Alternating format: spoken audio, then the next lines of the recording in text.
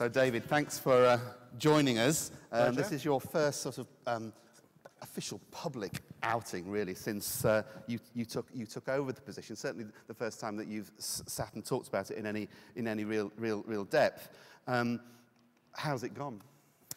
Well, it has been a really interesting experience so far. I've had an awful. I mean, essentially, what I inherited was 4 groups within a group. So that immediately was the first challenge, was rationalizing, making sense of that structure. So one of the first things I did was rebrand the entire group from Zodiak Entertainment to Zodiak Media Group, exactly. And then underneath that was creating geographical divisions in replacing the individual groups. What structures have you put in place between the companies to allow them to sort of cross-pollinate ideas? The central challenge, I'd say, for us and indeed any of the other aggregation groups is around creativity. I've always believed during the evolution of the RDF Media Group, my kind of central philosophy was to ensure that there was complete creative autonomy in the local brands, but that you then connected and aggregated the creative talent at the centre to leverage, and not just leverage better deals, but somehow ensure that very talented people have a means of communicating with each other to create those hits. Which parts of the business are most active at the moment? Our business breaks down, the way I'm looking at it now, into kind of 3 sub-genre sections. We've got kids, fiction, non-fiction, right? And in their own way, they're all very active. I don't see it as a concentration in any specific market or genre. One of the immediate points of differentiation I see between us and some of our competitors is precisely the range of our output. So it's really exciting to be managing, and I feel very lucky to be involved in a business where we're doing everything from Le Grand Journal, which is the daily show on TV here in France on Canal+, all the way through to a movie in the US. I genuinely feel I've kind of landed in heaven, being able to work with people who are engaged in that kind of activity. It's great. Do you see yourselves as a media television company, or do you see yourselves in the future as a brand owner that's actually more about other stuff than the screen?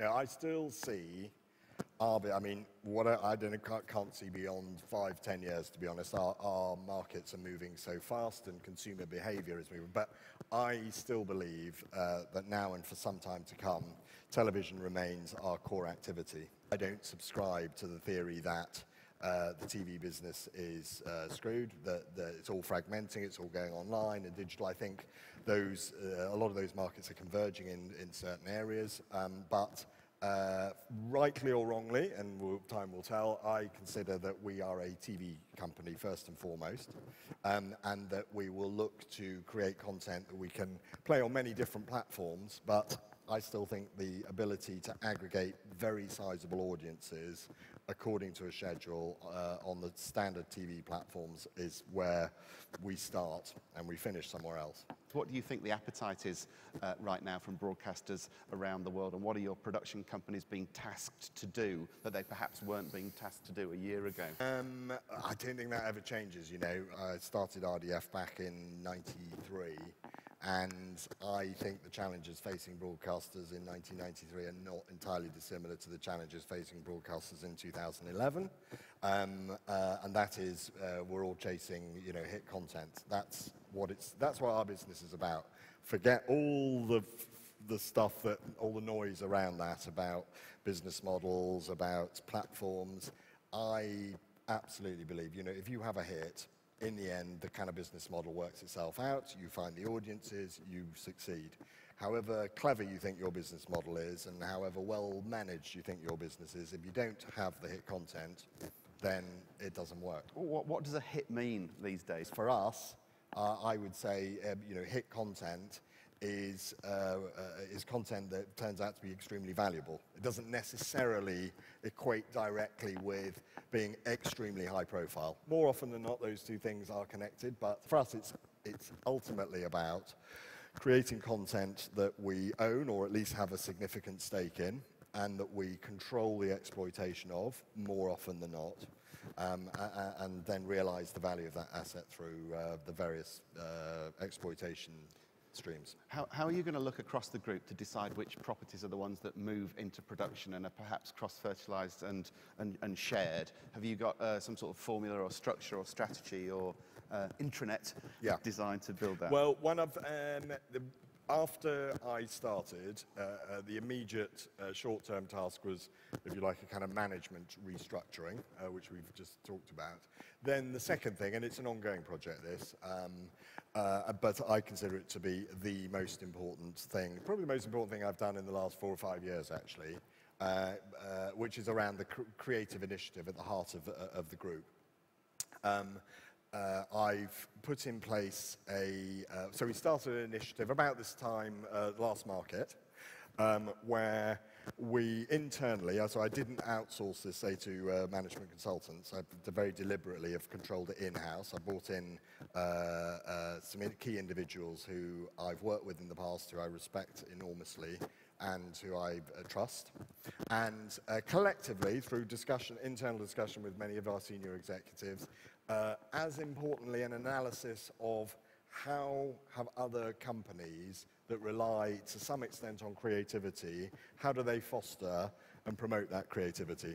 And what's really interesting, I won't bore you with the details now, but it's a fantastically stimulating exercise to look at how large corporations incentivize, for example, incentivize staff to contribute to the kind of global endeavor.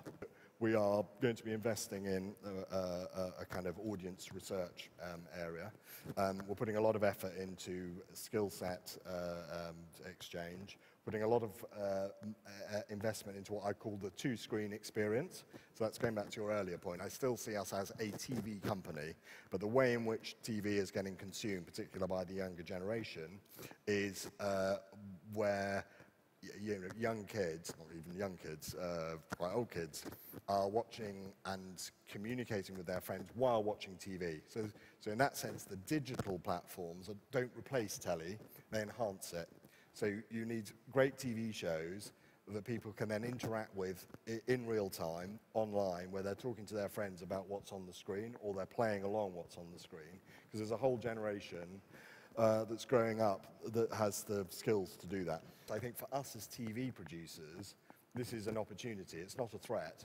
There is an opportunity to make our telly more interesting, more entertaining, more relevant by virtue of understanding the digital world better. It's been brilliant talking to you. Thanks for coming inside on such a lovely day. That's fine. Ladies and gentlemen, David Frank. Cool. Thanks.